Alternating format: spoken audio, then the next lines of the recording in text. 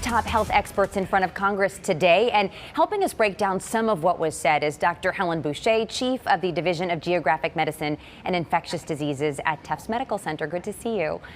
So today, Dr. Anthony Fauci told Congress that he expects a vaccine candidate to move into a phase 3 trial as early as next month. So can you tell us, what does that mean exactly? And are you confident that we could be close to identifying a vaccine that works? Well, Emily, it's nice to be with you. And phase 3 means that we're testing, in this case, a vaccine in patients infected here with coronavirus. So this is the last stage of testing before potential FDA approval.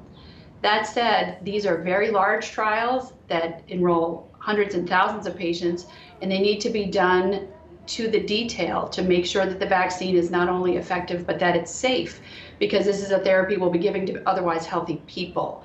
So it's still going to be some time before we see an effective vaccine. We're very excited about this progress and, encouraged by Dr. Fauci's news, but I think we need to realistically think about another year until we may see a vaccine. Another year. All right. Okay. So let's talk about drug therapies then. The federal government saying hydroxychloroquine doesn't work. That's off the list. Another drug, remdesivir, appears to have that moderate benefit for just some patients. But now we've learned the national supply that could run out at the end of the month. So what are the options that are left right now for doctors treating these patients?